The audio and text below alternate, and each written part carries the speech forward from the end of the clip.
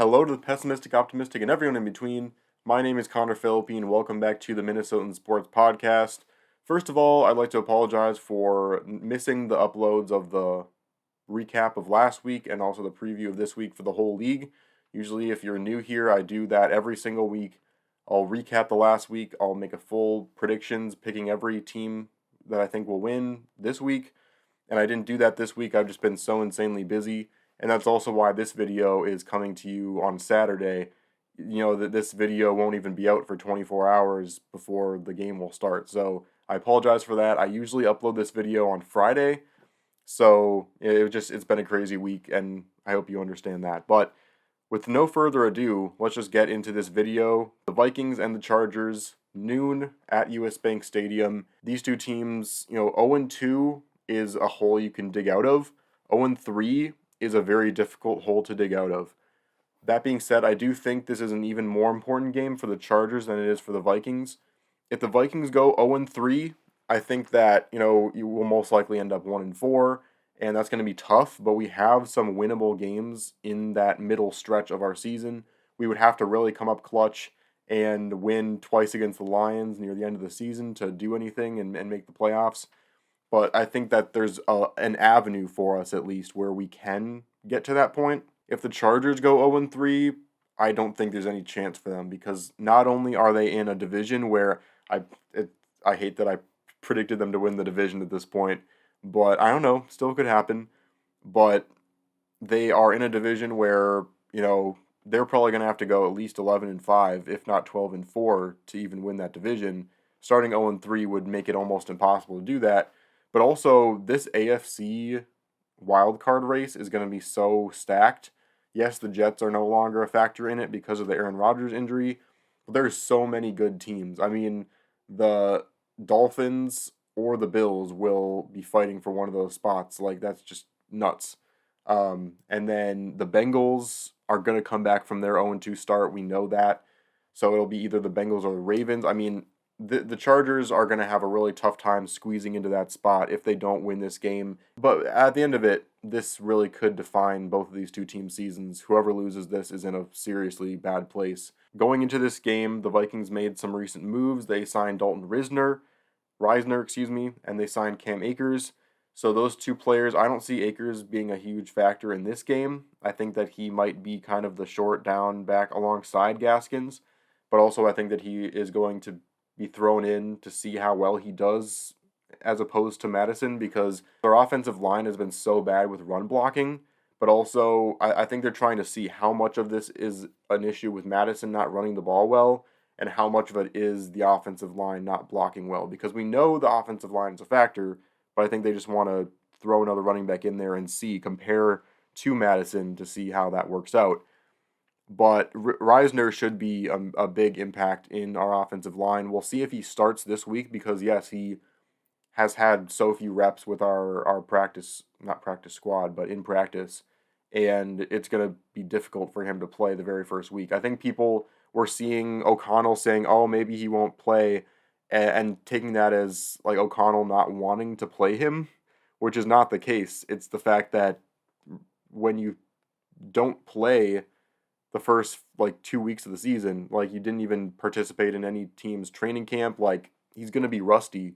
So that's the factor. It's not the fact that he doesn't think he's going to be good enough to play. So anyway, we'll see if he does play. But those are the two recent moves for the Vikings that are going to make an impact in this one. The history between these two teams, like we always go through, only 14 times that these two teams have met in the entire history of the league, which is crazy to think about, because these two teams, the Chargers played the Vikings for the first time in 1971. These are two teams that have been in the league for pretty much the entire history of the league, but because they're in separate conferences, they've only met 14 times. The last time these two teams played was in 2021, that game where the Vikings won 27-20. This is back when their season was still alive at that point. I think it was to get either 500 or one game above 500. Of course, the Vikings missed the playoffs that year. They met in 2019, 2015, 2011, but the big game that all of us Vikings fans remember, of course, is that 2007 game where Adrian Peterson broke the single game record for rushing yards, 296 in that game.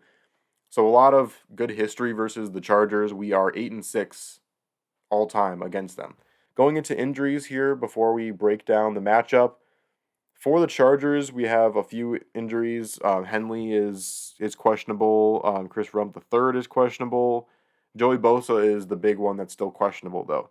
He has a hamstring injury, and it was one of those things where he went from practicing to not practicing in the week, which is never a good sign. I still think he will probably play, but we'll have to see for sure. The big loss for them is Eric Kendricks, who's out in this game. He has a hamstring injury. He's still going to be out there talking to all of his friends for the Vikings, but it would have been fun to see him in this game. And then Austin Eckler is the other main one that is out. Kelly is going to be in there, and they've been running it really well with him. Obviously, it's still a huge loss for Eckler to not be in there. He's one of the best running backs in this league, but at least they still have a solid running attack with a good backup running back in there. So it won't be quite as big of a hit for them. And then for the Vikings, we have a few injuries of our own. Garrett Bradbury is still questionable in this game. We'll see. That back injury has been ailing him. Back injuries, not great if you're an offensive lineman. It's about as bad of an injury as you can have, besides maybe an ankle injury. And so we'll have to see if he ends up playing.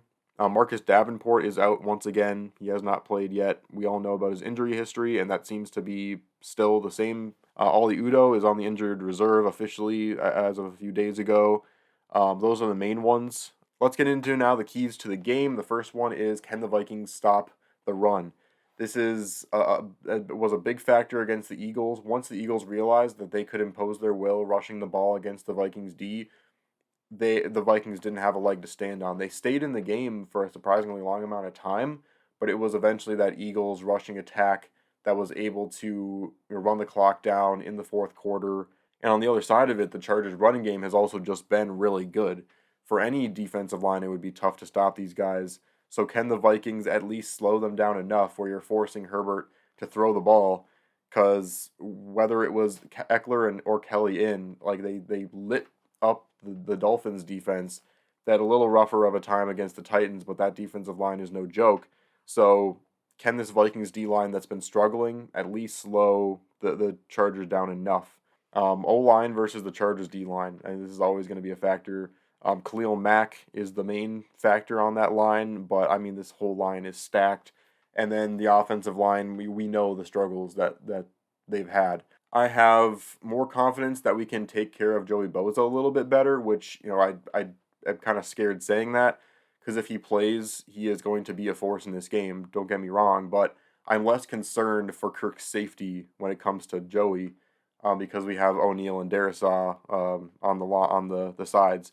But I'm more concerned about the interior. Khalil Mack on the D line going up against some of these guys. Will Ed Ingram play? Will Reisner end up playing? Will Bradbury play at all with his injury? I mean, all of that will be a massive factor in how these Chargers are able to get to Kirk. And if Kirk can just have one nice game where he can sit in the pocket and fire away, I think the Vikings can score 30 plus points week to week because we saw what Kirk Cousins did with just no offensive line, just getting destroyed every play. He still has thrown for like 700 yards so far this season.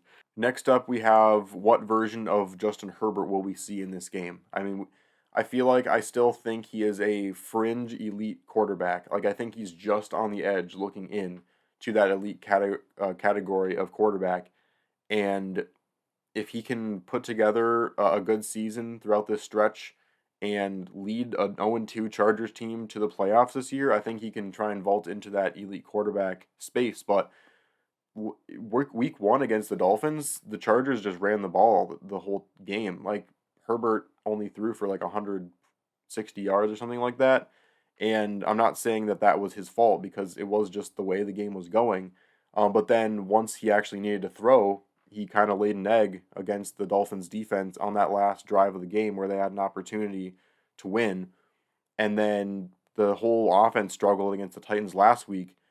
We haven't seen a good Justin Herbert game so far this year, and I hope it's not against the Vikings. We'll have to see. But if Herbert continues to struggle, it could mean a lot of good things for the Vikings in this game. And then finally, can we get the running game going? Alexander Mattison has struggled. The offensive line has struggled in run blocking. And this D line is going to be good against the run against us. Kirk, I believe in Kirk, and I think he's still dealing, but it's only a matter of time before these defenses are going to completely rush the quarterback every single play and only defend against the pass all game long. And if we can't establish that we can run the ball, I mean, they're going to anticipate the pass every single time, and we're going to be screwed. So we need to get this going. Maybe it's going to be Cam Akers coming in to be a change of pace back for Alexander Madison. Maybe Madison is not going to be the starter for much longer. Maybe Akers comes in, also struggles, and we see that it's just the offensive line that can't block against with the run, because I feel like that's honestly the issue. But we'll have to see what happens there. My prediction for this game, the Vikings got themselves in two one-score games once again to start out this season. They lost both of them. I think they win one. I say they win 30-27 against the Chargers, and part of this is me just having to will it into existence. Like, I feel like me saying we're gonna win, I have to be optimistic about this game, because if we lose this game, we're in serious trouble. So I have to believe that we will win this and prove that we are still a viable offense in the league. The defense can at least hang with other teams enough. It would really give us a different perspective on the season if we can now go into two straight games and win against the Chargers and the Panthers. If we lose against the Chiefs, we're still at 2-3 going into a at least easier stretch, a slightly easier stretch, where we can potentially try and stay afloat in this NFC North and in this playoff race. So let me know what you think in the comments, what you think will happen in this game. If there's any keys to the game you think I missed, let me know. I always love to talk to you in the comments. So thanks so much. Go Vikings. Please don't lose. Please don't go 0-3. I will see you on the flip side.